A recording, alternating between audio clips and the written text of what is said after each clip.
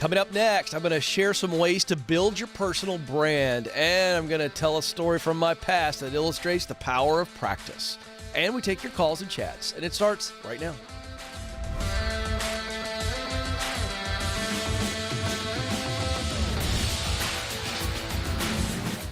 I am coming to you live from Ramsey Solutions Studios in Nashville, and you are joining a conversation about who you are, what you were created to do, where you want to do that, and how you can get there. It is about your path to purpose in your work. And when you're working on purpose, you will find that you are living on purpose. Now, here's the premise of the entire Ken Coleman Show. For those of you that are new, you're watching us live on YouTube or you're watching later. The world sees work primarily as a utilitarian function. That's a really fancy, multi-syllabic word to basically say it's just a plain old function. You just work, you just got to do it. Everybody's got to do it because you need a paycheck. And that paycheck is the only way you can live. That's the way most people truly view work. And thus it becomes this drudge and, I got to go to work and I got to go to college to get a job, and then I'm going to spend the rest of my life going to work, and blah, blah, blah, blah, blah. Thank God it's Friday, and blah, blah, blah. And it's just looked at as this necessary evil. But we look at work here on the Ken Coleman Show completely differently. I don't think that we work to live, which would be the way of summarizing what I just described as the predominant worldview on work. We believe that you live to work. We all long to make a difference in this world, in the lives of people. Even the most confused callers that have called this show, who have no idea, they say initially with what they want to do with their life, as I begin to ask them questions, they'll just go, well, I just want to help people. And I will usually say, welcome to the human race. We all are unified in a time of great confusion and anger and passion, certainly in the United States. All of us are unified around this idea that, at the end of the day, except for the psychopaths out there, at the end of the day, all of us want to make a difference. You want to make a difference in the lives of others. And you do that through two ways, your relationships and your work. Those are your two tangible, let's call it physical ways that you contribute to the world. Through your relationships, that's the interaction with people, and then through your work. And so if you begin to sift through this idea, wait a second, Ken, I think that makes a lot of sense. It's not about being a workaholic. It's not about the power of money and pursuit of notoriety and fame. No. That's not what I'm promoting. I am promoting the fact that you were created to fill a unique role in and through your work. That means you are tremendously valuable. But that means you need to figure out what it is and then actually do it, because somebody out there is relying on you. So your purpose, your why, is not about you, it's about others. That is the premise of the show. So as you're watching along today, and I hope you stay with us and keep on coming back, give us a thumbs up right below the video window, subscribe and share, because this is a different kind of conversation, and it is needed. So let's get into today's conversation. Great piece I saw from U.S. News and World Report, 6 ways to build your personal brand. And I like to share articles that I think add value. I'm going to reword some things in this and apply it a little bit more practically than the article does, but still good stuff. Here we go. 6 ways to build your personal brand. Let's just, for those of you who go, okay, I think I know what you mean, but for some of you, can you clarify personal brand? It just means when you think of a brand that you like, whether it be a car, a store, a team you root for, these are all brands. So when you hear a big name company brand, what do you think of when you hear the brand name? That is, in fact, their brand. What you think of a company, essentially saying, well, this is what their brand is. Whether they're trying to control it and say it a different way. So here we go. Number one, identify your key skills. This is not a new message to you, Ken Coleman Show viewers and listeners. This is what I say as what I do best. What do I do best? That's what we do to identify top skills. Number two, clarify your values. I wrote it this way. What do I believe? Or rather, what do I stand for? Now, we are in a day and age in the world, and certainly in the United States, where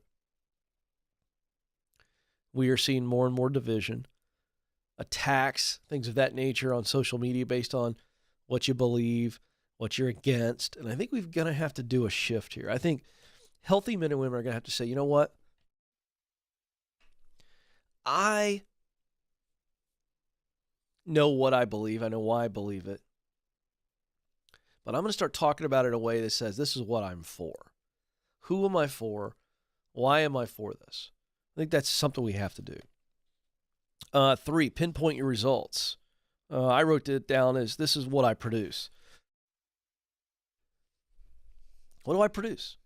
What are the results that my work produces? Or what does my personality produce? If I think about, again, relationships and work, and as I'm doing life, what do I produce? What results do I produce? Fifth, be authentic. Who am I?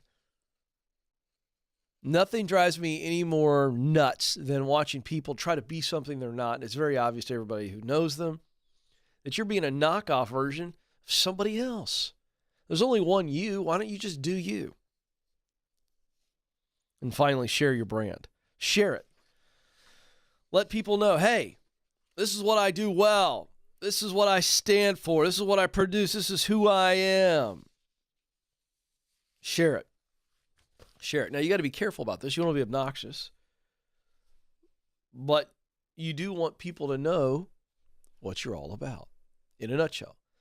And when you find ways to naturally and organically introduce that narrative in the conversations and in the relationships that you're having, you're going to see that people identify you as this. And it better be for who you really are. See, you get to control that on some level. Now, all of us can be attacked, and I know there's a great amount of cynicism about what anybody could say anything about you, but the fact of the matter is you live it, you walk your talk, if you will, well, you got a much better chance of controlling that narrative and actually growing your brand in a positive way.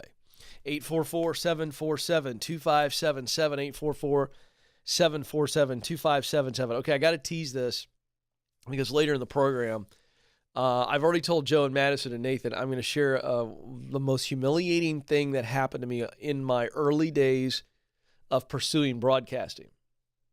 It was so painfully humiliating. I've never shared it with more than I think about 2 or 3 people. And I just shared the story in my latest book. I turned in the manuscript. That's coming in November. More details as we get closer. I'm very excited about that as I'm writing a book that unveils the clear path, the 7 stages you hear me talk about on the show. So this is the book for, hey, kid, I don't know what I want to do. I know what I want to do. I don't know how to get there. I know what I want to do. I know how to get here, but I'm scared. This is the clear path. So anyway, that's coming. So I share the story in the book, and I'm going to share it today as we talk about the power of practice and what I learned from just being a bonehead. And I want you to learn from me. And it's you'll have some fun at my expense, I would assume. 844-747-2577 is the phone number. 844-747-2577. Let's go to Adrian, Michigan, where Adam is on the line. Adam, you're on the Ken Coleman Show. Hey, Ken. Thanks for taking my call today. You bet. What's up? Hey, I am just trying to look for some advice. So I had a career. I have a master's degree. Master's degree was working in higher education. Had to be home for some family reasons, so I had to take a job that allowed me to do that more. Now that I'm ready to make the jump back to more of a career than what I'm doing, I'm finding or feeling that most of the time people are just looking at what I'm currently doing and not what I've done in the past in my education. So I'm just trying to figure out how to make that clear and come across better when I'm sending out resumes and talking to companies. Yeah. Well, it feels like you're letting them control the narrative, and so I want you to answer the question. It's pretty straightforward, but it's the answer to your issue here, and that is, why are people only paying attention to what you're doing right now? What's causing them to overlook your past qualifications and work in education? And that I'm not sure. Well, I sure was you working are. in higher education Well, and sure you things. Hold on a second. So give me a real scenario where you applied for a higher education position and somebody only saw what you're currently doing.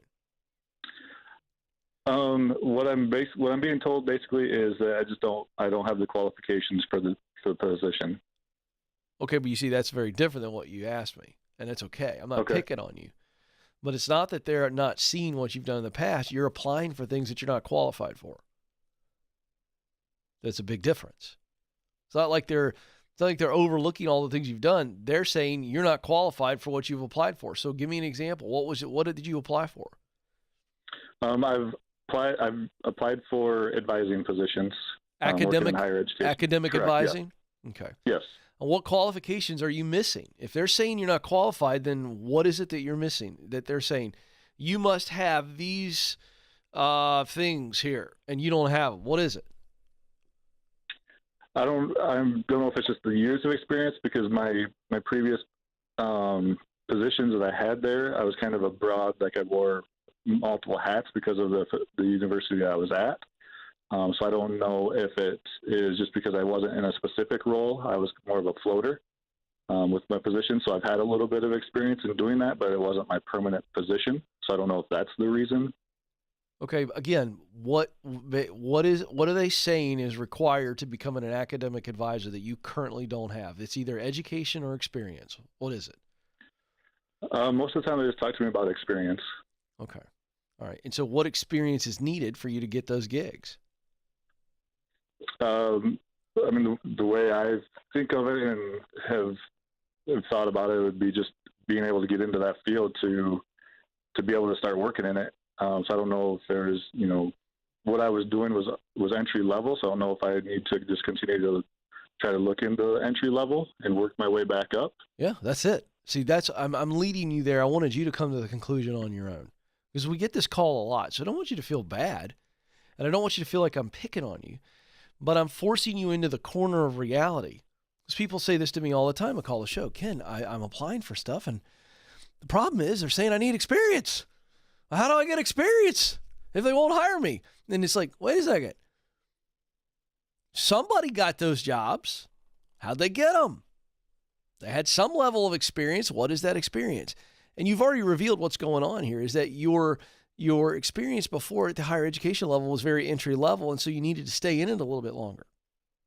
You need to get in is step number one, folks, and this isn't just for Adam.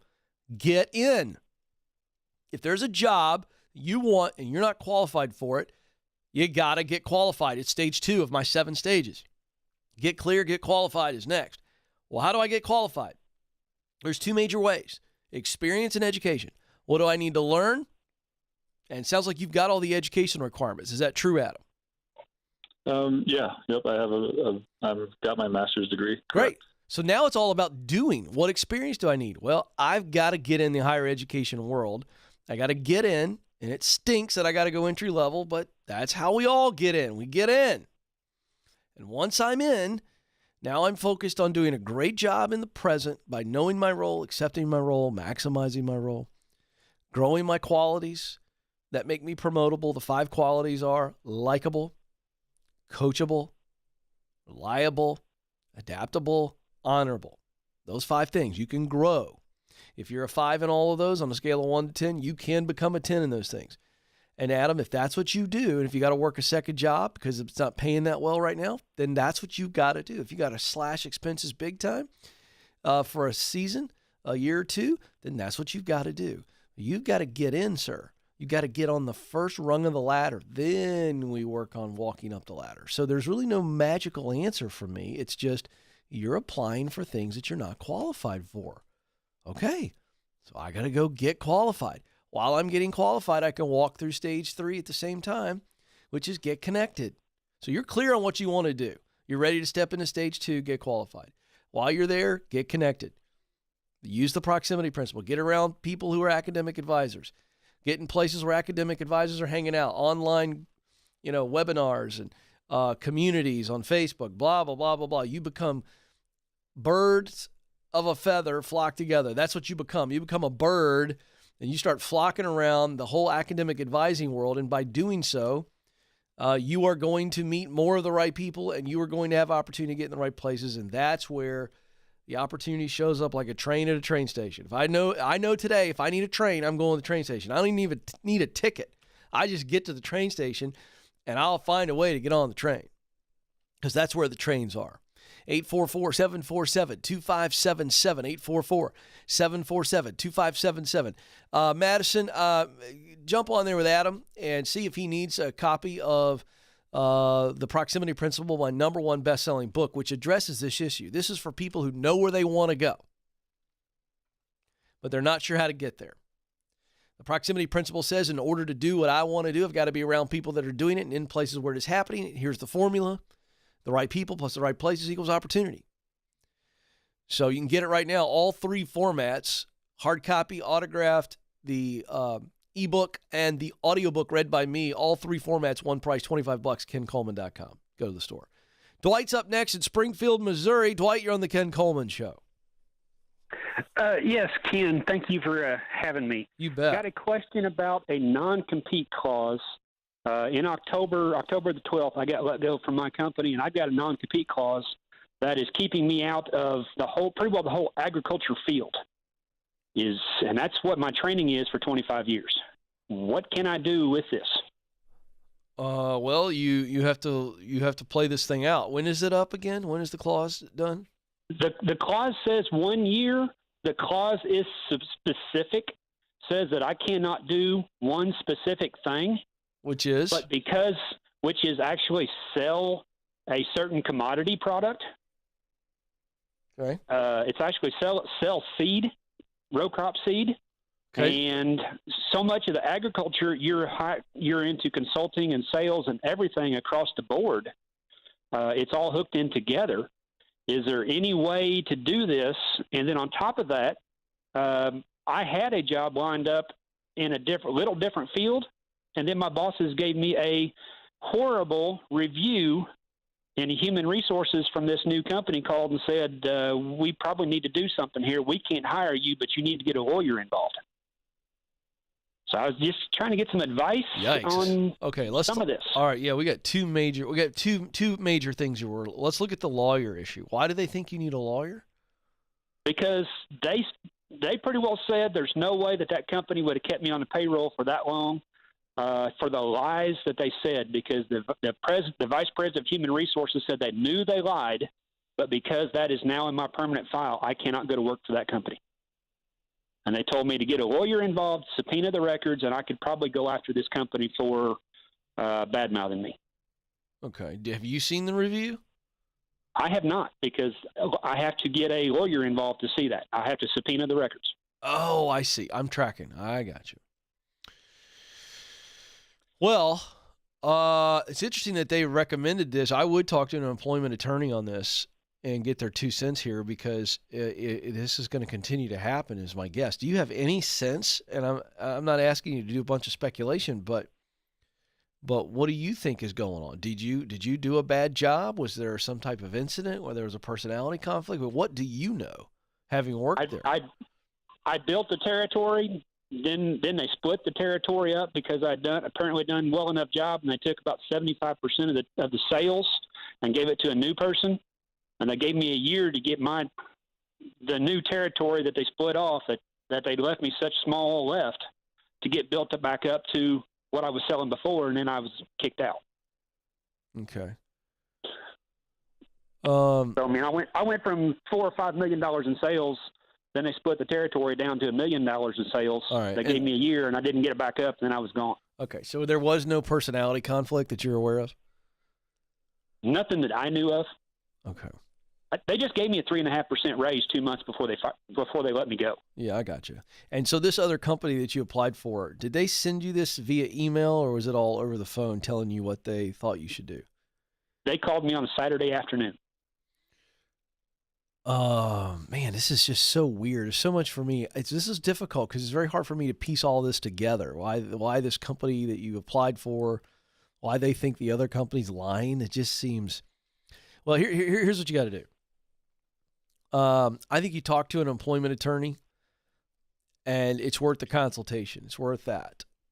Tell them everything, and get their thoughts. Maybe get a second opinion. I think that would be good. And I've been trying to find them, and this company that I used to work for is out of state. None of my local lawyers can practice in that state, so that's where I'm running into issues too. That's why I quit going any farther, because I was having trouble finding a lawyer within 150 miles that I can talk with. All right. Well, so here's what you have to do regardless of whether you get a lawyer or not. What you're going to have to do is really work your relationships to where you've got such a great recommendation and you get such a great, kind of body of work that you show people that you're not having to rely on the reference of this former company. I mean, it's a tough situation where you've got somebody who said some pretty rough stuff about you and you don't even know what it is. But I would pursue it. I'd get on the horn. You can find other lawyers in the other states and tell them what's going on. I'd try to get some closure on it. If nothing else, not a settlement, but a cease and desist for them saying that kind of stuff about you. But I think you've got to go forward and go, okay, in the letter of the law here of this non-compete, it's just one specific thing you can't sell. And a guy like you can sell more than just agricultural products and commodities. Even though that's what you've been doing for a long time, the fact is you know how to sell, yes or no? Yes. Yeah, so I'm leveraging relationships. I'm thinking about, okay, what can I do here? Is there some type of sales work I can do to eventually become self-employed? Who do I know in the industry? And I think that, if you want to stay in the industry, again, you just go, hey, I've got a non-compete. This is what it is. Here's why it exists. You're just going to have to take the high road here. If you're self-employed, can they keep you from selling those products? I would say that an employment attorney would be great to consult with on that non-compete language. So I don't know if there's a loophole that would allow self-employment to get around it. But I mean, isn't there a lot of things you can sell besides seed? Yes, there is. But that's what that realm is what I've enjoyed the most in my life. I'll just put it that way. Yeah, and I'm not telling you to get away from the realm. I'm just saying that aren't there some other things you can sell in the same realm, but it not be seed? Well, I've even looked at the management side, and the non-compete clause has even hung me there because a lot of if you're managing a facility, you are overseeing people that are selling feed. All right, how many more months do we have How many more months do we have? October. Yeah. So here's the thing. You need to talk to an employment attorney locally on your non-compete, okay? And then get them to review that. And then I would also get on the horn with somebody in the state of this other company and see what steps are necessary, how many hours they think it's going to take. Do they think it's worthwhile? Really put the lawyer to the test. And so you don't feel like you're just, doing an open-ended thing where they're just racking up billable hours.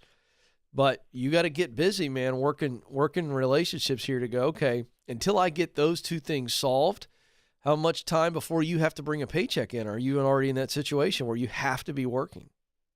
I'm working doing whatever I can do right now. That's perfect. Keep doing that. Do a little bit more of it just to keep yourself comfortable and fight this fight. Because then once we get closure on this from this, I'd be on the phone today with as many lawyers. There's plenty of employment lawyers in this other state. Call them up, tell them exactly what's going on, do the consultation, and play this thing out. Let's see if we can shut this other company up. You're not going to fight their non-compete, but you just ride this thing out, man. I've had some good friends go through this in the last 2 years, and that's why the non-compete exists. Play it to the letter of the law. Don't create a fight that's unnecessary. Take your licks and, man up. I wish I had some great inspirational answer on this. But in this situation, you know what you need to do. Play it out. Play it out. Protect yourself and your reputation. And don't quit. Don't give up on other sales ideas until October. Let's see what we can do. But this is, all right, I'm going to press forward here. I'm not going to take this sentence and make it my situation. You're going to flip it. 844-747-2577. Coming up next. Oh, my goodness. Going to tell you a great story from my past that proves how powerful practice is. That and more. This is the Ken Coleman Show.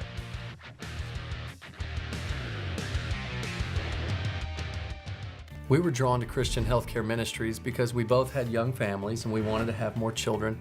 And we had also just started a real estate company and needed to find healthcare coverage that would meet our needs. We were attracted to CHM because of its low monthly costs and the ability to negotiate medical costs down. Established in 1981 and accredited by the Better Business Bureau, CHM is here to meet the needs of your growing family or small business. Check us out at chministries.org. We absolutely believe in it.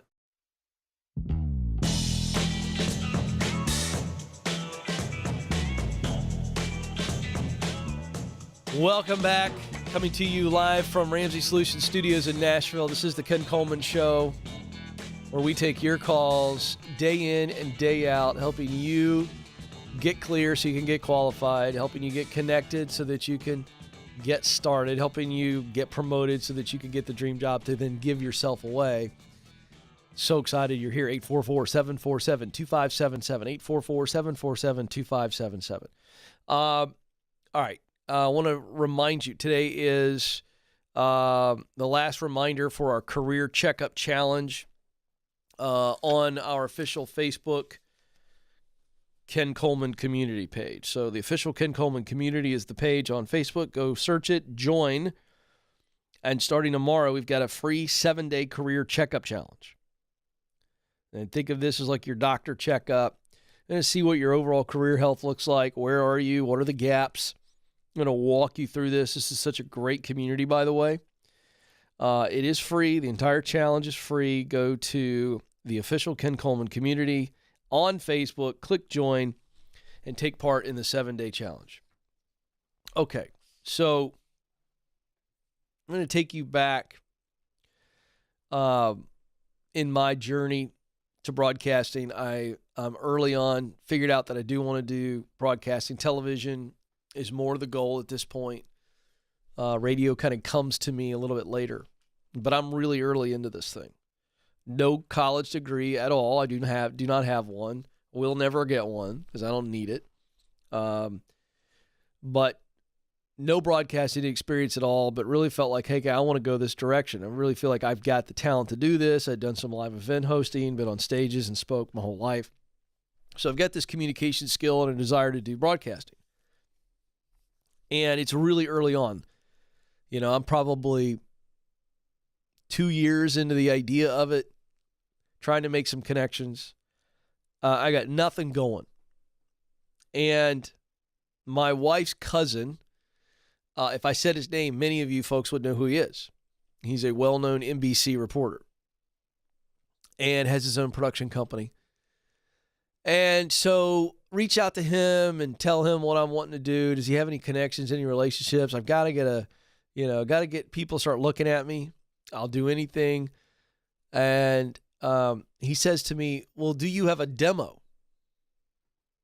And of course I didn't have a demo. I never done anything.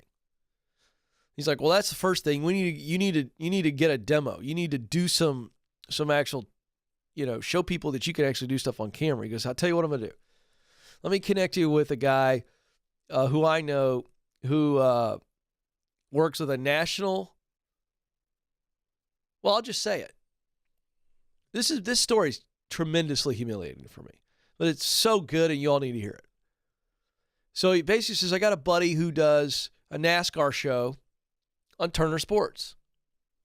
Well, Madison's shaking her head. She's got a bunch of Georgia roots. Joe and I lived in the Atlanta area for a long time. Well, Turner Sports is headquartered in right downtown Atlanta.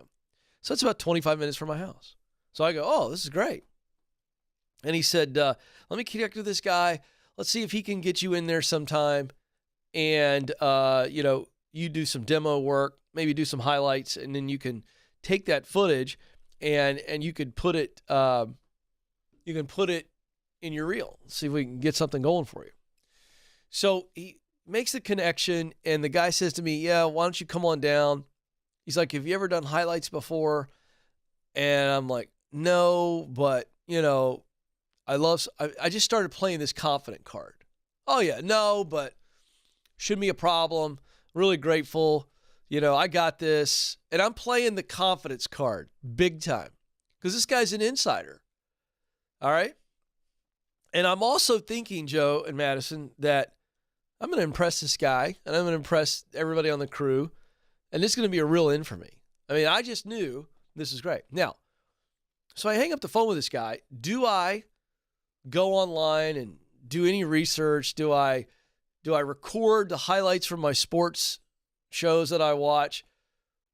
And do I watch how they do it? Do I study? Do I do any preparation at all? Any practice at all? The answer is no. What? I show up. And I don't know what to expect. I don't know what I was expecting.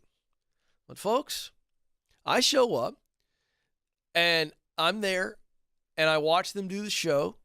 It was about a 10-minute show on one of their online properties at the time.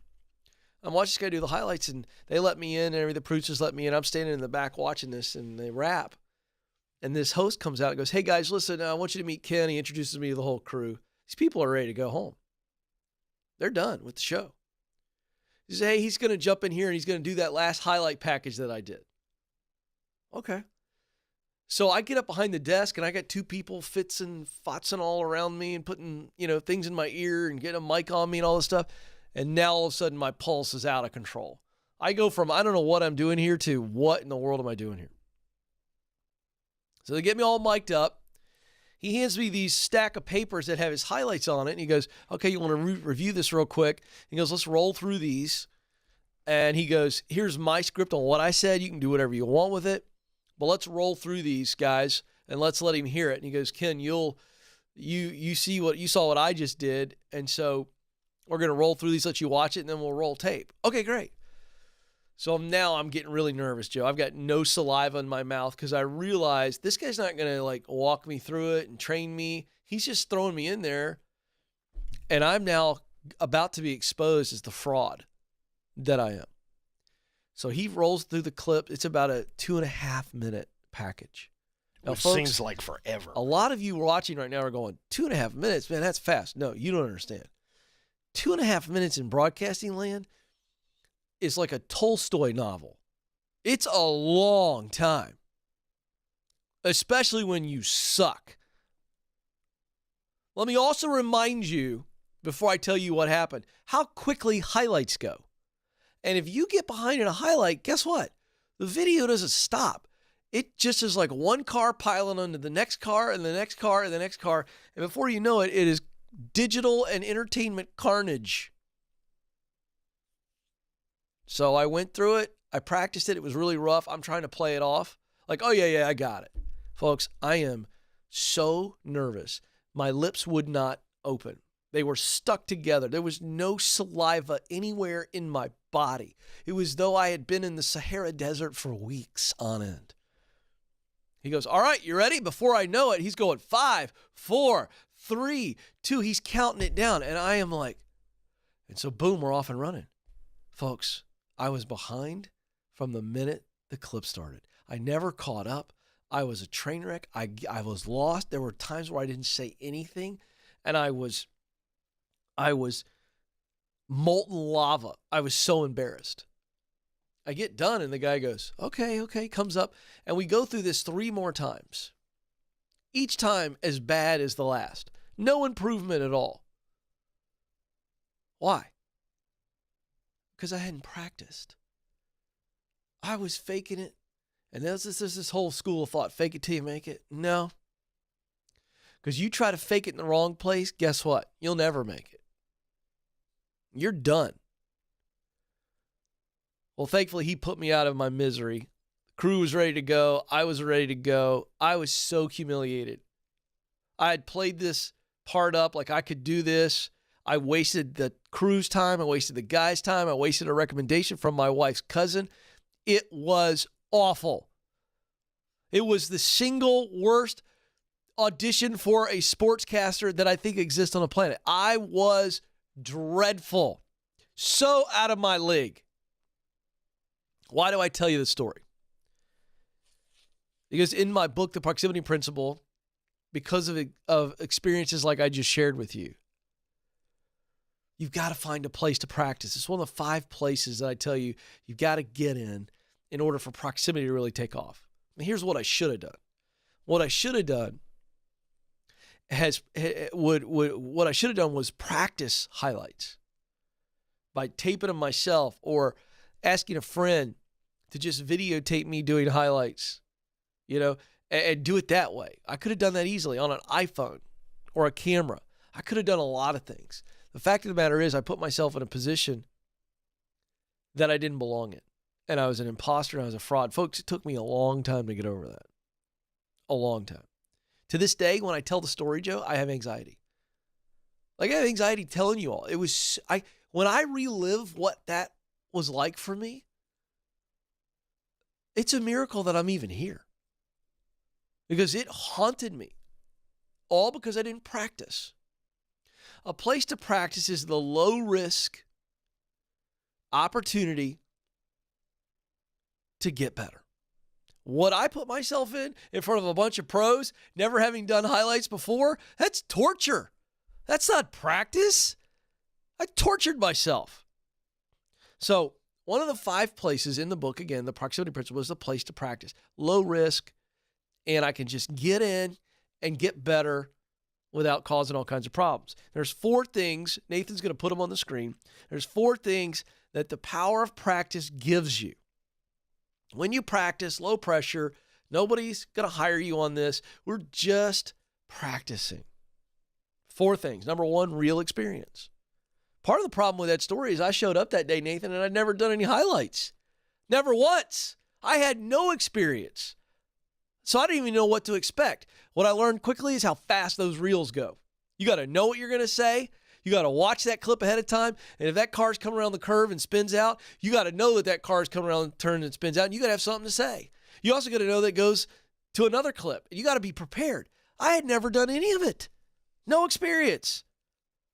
Second thing it does for you, it gives you feedback. Oh my gosh.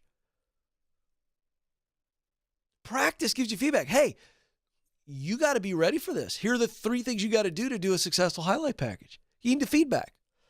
Number 3, freedom to fail. Folks, the failing in front of those folks, no freedom. I didn't have any freedom. I was trying to get a decent reel and use it. Turns out I couldn't use any of it. It was abysmal. And number 4, wins. The more I practice in private and I see myself improve, the power of practice gives me wins where I can see progress. Oh, okay. I'm getting better at this. And I can fail. That freedom to fail gives me the opportunity to win, but only when I'm practicing. I'm not ready to perform yet. I got to practice so that when I get the chance to step up and step in, I know what it takes to actually win because I've practiced. So, again, to this day, I look back on that, and I feel like I owe that guy an apology right now. I feel like after the show, I should call the guy and apologize one more time. This was so bad. But what an incredible lesson it taught me. Don't try to perform too soon. Don't buy the lie that you can just make it happen. No, you got to practice. It is a skill, whatever it is that you're going after. It's a skill that must be acquired. That experience is everything. And we too many times make the mistake that I made by trying to perform too quickly, and we set ourselves back emotionally and professionally. Hello. Am I preaching to the choir to some of you? You've humiliated yourself, and as a result, you don't want to come out of the cave. Well, the good news is all those folks forgot about me. I'm sure some of them still laugh about this story and tell it. But the fact of the matter is, it was good for me, and here I am. But I'm trying to protect you from that humiliation.